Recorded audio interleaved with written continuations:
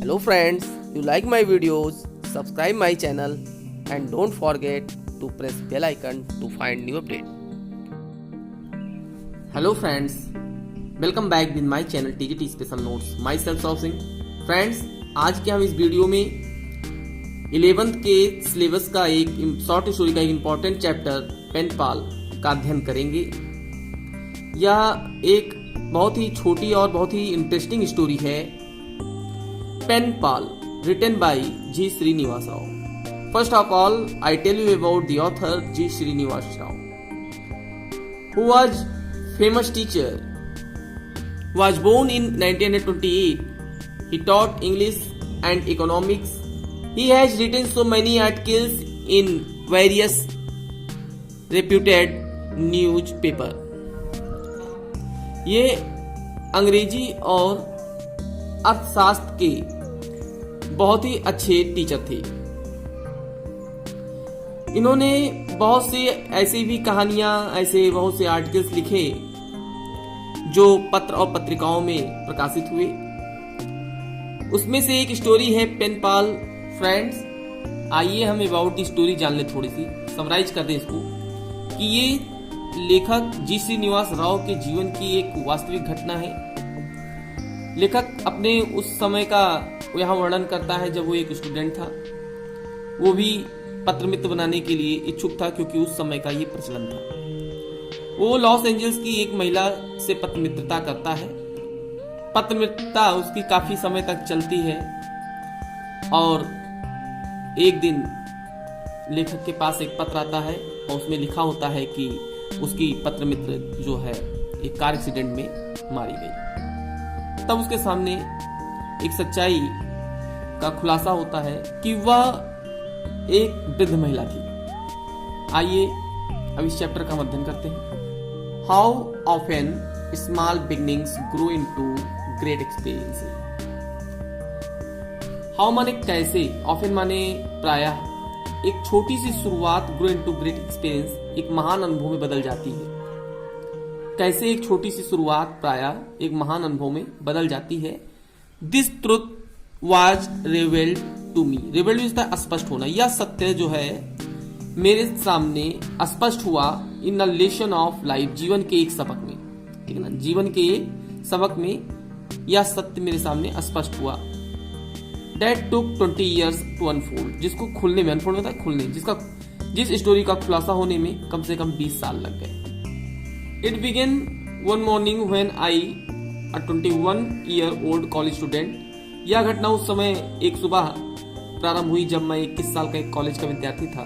Came across a page, एक पन्ना मेरे पास आया in a popular Bombay magazine, Bambai की एक प्रसिद्ध पत्रिका से, डेट प्रिंटेड, जिसमें छपा हुआ था addresses of young people from all over the world, पूरे संसार के नवयुवकों के पते। हु सॉट, सॉट मतलब इच्छुक होना, जो इच्छुक थे। पेन पाल्स, पेन पाल्स का मतलब होता है पत्र मित्रता के लिए। इन इंडिया, भारत में जो लोग भारत में पत्र मित्रता के लिए इच्छुक थे। I had seen boys and girls of my own class receiving fat animal. I had seen boys and girls of my class receiving fat airmail envelopes from unseen folks. I had seen, मैंने देखा था, boys लड़कों and लड़कियों को, of my own class अपने खुद की कक्षा के, रिसीविंग जो प्राप्त कर रहे थे, फैट एयरमेल, फैट एयरमेल होता है मोटे मोटे हवाई जहाज से आने वाले लिफाफे को, एनवेलप्स होता है लिफाफा। फ्रॉम अनसीन फोक, ऐसे लोगों के वो लिफाफे थे जिनको कभी देखा नहीं गया हो, अनसीन लोग थे वो, अर्थात जिनको कभी देखा ना गया हो। It was the rage of the day, ये उन दिनों का प्रचलन था। रेज मतलब प्रचलन, फैशन कह सकते हैं। Why should not I also try, मुझे क्यों नहीं प्रयास करना चाहिए। देखिए, लेखक अब यहाँ अपने मन में सोच रहा है कि जब सब लोग ये कार्य कर रहे हैं पत्र मित्रता का, तो मुझे क्यों नहीं करनी चाहिए। सो इसलिए आई पिक्ड आउट, मैंने चुन लिया। पिक्ड आउट मतलब होता है चुन लेना, ये एक फ्रेजल वर्ब है। द एड्रेस ऑफ वन, एक पते को, एलिस एच नाम की एक महिला, एलिस एच नाम की पते को मैंने चुना। मैंने एक महिला जिसका नाम एलिस एच था उसके पते को चुना इन लॉस एंजल्स, जो लॉस एंजल्स में रहती थी। And what expensive writing pad, और मैंने एक एक्सपेंसिव होता है महंगा लिखने का एक कागज खरीदा। A girl from my class had once given me a clue. एक बार मेरे वर्ग की एक लड़की ने मुझे ये इशारा किया था या बताया था। टू ए वुमेन्स हर्ट, औरतों के प्रकृति के बारे में या औरतों के स्वभाव के बारे में। व्हेन सी कॉन्फेस्ड, उसने यह मेरे सामने स्वीकारा था डैड की she loved reading letters on pink sheets, कि गुलाबी रंग के पन्ने पर पत्र पढ़ना वो पसंद करती थी। एस, हाँ, आई टू, मुझे भी must addresses Alice on a pink sheet, address जो है एलिस का जो पता है उसको एक गुलाबी रंग के पन्ने पर लिखना चाहिए। अब देखिए पत्र मित्रता जो इसकी प्रारंभ हो रही है। लेखक अब पत्र लिख रहा है और उसमें क्या लिखता है, डियर पेन पाल, प्रिय पत्र मित्र, आई बिगन, मैंने प्रारंभ किया, as nervous as school boy taking his very first exam. मैं इतना ज्यादा नर्वस वाला होता है क्या, परेशान होना या घबराना, मैं इतना ज्यादा घबराया हुआ था जैसे एक कोई स्कूल का लड़का पहली बार परीक्षा में बैठा। There were not a much to say, ये कहना पर्याप्त नहीं था। And the pen moved very slowly, और मेरे जो कलम थे वो बहुत धीमे धीमे चल रही थी। व्हेन, जब इट डिड एट ऑल, जब मैंने पूरा लिख लिया, तो dropping the letters into the post box, फिर मैंने उस पत्र को डाक पेटिका में डाला। ड्रॉपिंग में होता है छोड़ देना। मैंने उस पत्र पेटिका में अपने पत्र को छोड़ दिया। आई फेल्ट, मैंने महसूस किया, एज इफ, मानो, आई वर फेसिंग, मैं सामना कर रहा था, द एनिमीज बुलेट, अर्थात शत्रुओं के गोली का। अर्थात जिस समय लेखक कह रहा है कि पत्र वो पत्र पेटिका में डाल रहा था, उस समय वो शत्रुओं के गोली का सामना कर रहा था, ऐसा उसको एहसास हो रहा था। The reply from for away California came sooner than. देखिए यहाँ सूनर देन ये कॉम्परेटिव डिग्री बनाया गया यहाँ पर। जो उत्तर था बड़ी दूर कैलिफोर्निया से, केम सूनर, जल्द ही आ गया, देन आई एक्सपेक्टेड, मेरी उम्मीद से ज्यादा। ठीक है, जैसा था, जैसा लेखक ने उम्मीद किया था कि कब देर तक आएगा या बाद में बहुत देर में आएगा, तो ऐसा नहीं, वो बहुत जल्द ही पत्र का जवाब आया। आई वंडर, मुझे आश्चर्य है, ये एलिस कह रही है कि मुझे आश्चर्य है कि how my addresses got in the pen pals column, कि किस प्रकार मेरा जो पता है वो पत्र मित्रता के कॉलम में चला गया। इन योर कंट्री, आपके देश में पत्र मित्रता के कॉलम में किस प्रकार मेरा पता चला गया, इसका मुझे आश्चर्य है। मोर सो, इससे भी ज्यादा, बिकॉज, क्योंकि, I have not asked for a friend, मैंने पत्र मित्र की चाह नहीं की थी, अर्थात मैं पत्र मित्रता के लिए मैंने कहा ही नहीं था। एलिस रोट, एलिस ने लिखा ये पत्र में। बट लेकिन, इट्स सो नाइस, यह अच्छा लगता है, हेयरिंग, सुनकर, फ्रॉम समबडी, की कुछ लोग ऐसे भी होते हैं जो अनसीन, जो बिना देखे, एंड अनहियर्ड, बिना सुने, ठीक है ना, अर्थात यहां देख लीजिए फिर से, एलिस कह रही है कि मुझे इस चीज को सुनकर अच्छा लगता है कि कुछ लोग ऐसे होते हैं जो किसी को बिना देखे और बिना सुने उससे पत्र मित्रता करने की चाह रखते हैं। ऑफ एनीवे, कोई बात नहीं, you want me as a pen pal, तुम मुझे एक पत्र मित्र के रूप में चाहते हो, एंड हियर आई एम, और मैं भी यहाँ पर पत्र मित्रता के लिए अब तैयार हूं। Not know how many times I read that short note, लेखक कह रहा है कि मैं नहीं जानता हूं कि कितनी बार मैंने उस छोटे से पत्र को पढ़ा। लेखक कह रहा है मैं नहीं जानता था कि मैंने उस छोटे से पत्र को कितनी बार पढ़ा। It had all the music of life, ये एक जीवन का संगीत महसूस हुआ उसे।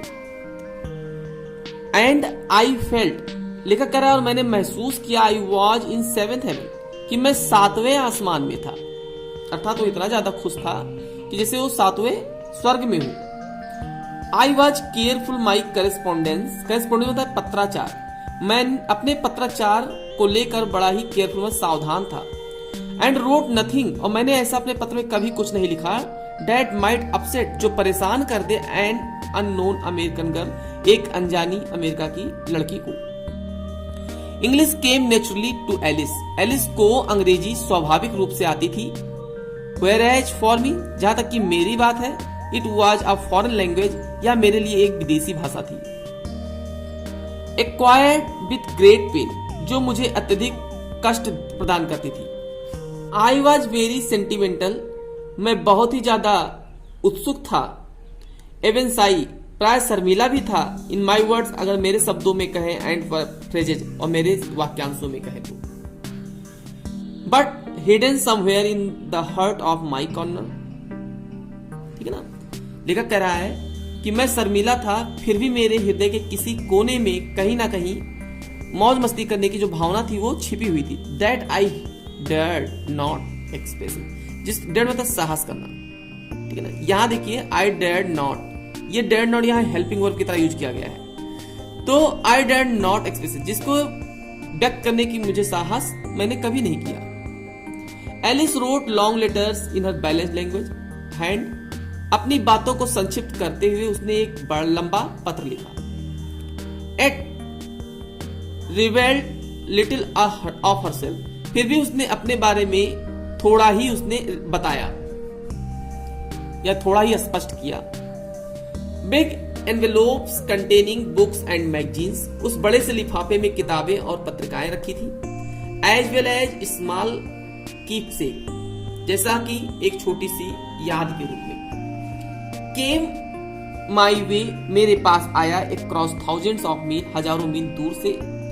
आई had no doubt that Alice was an affluent American, affluent होता है धनी, ठीक है ना। अर्थात मुझे इसमें कोई शक नहीं था कि एलिस अमेरिका की एक धनी महिला थी। एंड और that she was a beautiful, वह सुंदर थी। एज हर ग्रेसियस गिफ्ट, जितना कि सुंदर उसका उपहार था। And that our pen friendship was a success, और हमारी पत्र मित्रता अब सफल हो गई। हाउएवर, इस तरह से one question kept hammering and my brain, एक प्रश्न हमेशा मेरे मस्तिष्क में बना रहता था। इट वुड बी इम्पॉलिट, इम्पॉलिट मतलब अभद्रता, यह अभद्रता होगी टू आस्क, माने पूछना, अ गर्ल, एक लड़की से हर एज, उसकी उम्र। लेखक कह रहा है कि किसी लड़की से उसकी उम्र पूछना ये अभद्रता होगी। But where's the harm it, ये लेकिन इसमें क्या घाटा है या इसमें क्या नुकसान है यदि I ask for her picture, यदि मैं उससे उसके तस्वीर को कहूं। सो इसलिए आई रोट द रिक्वेस्ट, मैंने प्रार्थना करते हुए लिखा। एंड एट लास्ट, और अंत में केम द रिप्लाई, उत्तर आया। एलिस सेड सिंपली, एलिस ने सामान्य रूप से कहा था दैट की she had no picture just then, उसके पास अभी जल्द की कोई तस्वीर नहीं है। बट लेकिन दैट डे, जिस दिन सी माइट सेंड, वो मेरे उसकी जिस दिन, but that she might send me one someday, one someday होता है किसी दिन, लेकिन वो इसे मेरे पास किसी दिन भेज देगी। सी एडेड, उसने कहा डैड की एन एवरेज अमेरिकन गर्ल, एक औसत या अधेड़ उम्र की जो महिला होती है, वाज मोर चीज होता है सुंदर, वो बहुत ज्यादा सुंदर होती है देन सी, उसकी तुलना में। Was this a game of hide and seek? यह एक लुका छुपी का, क्या यह एक लुका छुपी का खेल था? ऐसा लेखक ने अपने आप मन में उसने सोचा। ओह अरे, these feminine wiles, यह एक चालाक महिला थी, अर्थात यह एक चालाकी भरा खेल खेल रही थी, आंख मिचौली कह सकते हैं। Years rolled by, वर्ष बीतते गए। My correspondence, मेरा जो पत्राचार था with एलिस, एलिस के साथ, became less exciting, वो अब कम उत्तेजक हो गया, अर्थात कहने मतलब है कि अब उसमें ज्यादा इंटरेस्ट नहीं रहेगा। मोर इरेगुलर, और ये अत्यधिक अनियमित हो गया।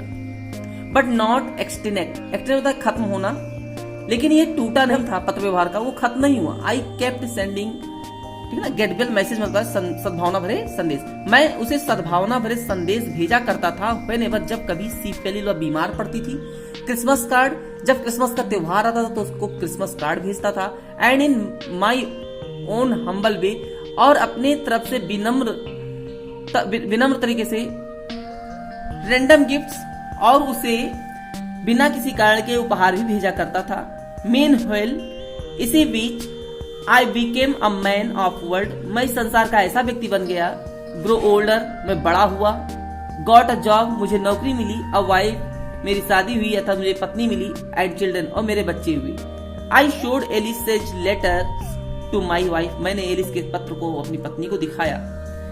द थॉट ऑफ मीटिंग, उससे मिलने का, एलिस, फिर से देख लीजिए, the thought of meeting Alice, Alice के साथ मिलने का जो मेरा विचार था, was always there for me, वो हमेशा मेरे साथ बना रहा, and for my family too, और मेरे परिवार के साथ भी, यहाँ देखिए टू लगा है, इसका मतलब भी होता है, और मेरे परिवार के साथ भी एलिस से मिलने का विचार बना रहा। देन तब वन डे, एक दिन, I received a large packet, मुझे एक बहुत बड़ा लिफाफा मिला, डेट बोर न्यू, जो नया था, अनमिस्टेकली, अस्पष्ट रूप से, फेमिनिन हैंडराइटिंग, ये किसी नए महिला की हैंडराइटिंग थी, लिखावट थी। It came by air mail from dear old America, ये मेरे वही प्यारे पुराने अमेरिका से आया था, बाय एयर मेल मतलब हवाई जहाज से, from the home town of Alice, ये एलिस के होम टाउन था, उसी के घर से आया था। Who was this new pen friend, ये नया पत्र मित्र कौन था? आई वंडर्ड, मुझे आश्चर्य हुआ, as I unwrapped the package, जैसे ही मैंने पैकेज अर्थात उस लिफाफे को खोला, तो it contained a few magazines and a short note, तो इसमें कुछ पत्रिकाएं और कुछ छोटे चिट्ठियां रखी हुई थी। As a close friend of Alice एच, यह एक एलिस एच की एक बहुत करीबी मित्र थी, होम, जिसे यू न्यू सो वेल, जिसे आप अच्छी तरीके से जानते थे। I am sorry to inform you, मैं आपसे बताते हुए खेद प्रकट करते हुए बताना चाहती हूँ डैड की सी डाइड, वह मर गई इन अ कार एक्सीडेंट, एक कार दुर्घटना में लास्ट संडे, पिछले रविवार को। रिटर्निंग होम, जब वह घर लौट रही थी, फ्रॉम चर्च से होते हुए, विद अ फ्यू परचेजेज, कुछ सामानदारी की खरीदारी करते हुए। बीइंग वेरी ओल्ड, ज्यादा बूढ़े होने के कारण, सी वॉज 78 लास्ट अप्रैल, वो पिछले अप्रैल को 78 साल की हो गई थी। She could not see the fast speeding car, वह तेजी से आते हुए कार को वो नहीं देख सकी। Alice would often tell me, Alice अक्सर बताया करती थी मुझे, हाउ हैप्पी, कितना वो खुश होती थी, सी वॉज हेयरिंग फ्रॉम यू, जब वो तुम्हारे बारे में सुनती थी। अ लोन बर्ड, वो एक अकेली पक्षी, हेल्पिंग अदर, जो हमेशा दूसरों की सहायता करती थी, was a patience of her, उसके अंदर संवेदना थी, उसके अंदर धैर्य था। बोथ सीन, वो दोनों के प्रति दया भाव थे उसके अंदर, जिसको वो देखती थी, एंड अनसीन, और जिसे वो कभी नहीं देखी थी।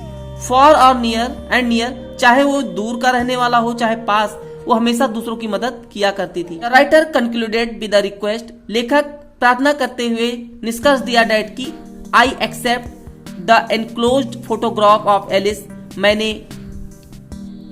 एक बंद फोटोग्राफ एलिस का प्राप्त किया, who had wanted it send to me, जो मुझे भेजना चाहती थी, ओनली आफ्टर हर डेथ, केवल अपने मृत्यु के बाद। It was a face of beauty and compassion, यह एक सुंदरता और दया से भरा हुआ चेहरा था। इट इज अ फेस, यह एक ऐसा चेहरा था, आई वुड हैव चेरिश्ड, चेहरा होता है लगाव रखना या प्रेम करना, जिसको मैंने अत्यधिक प्रेम किया था।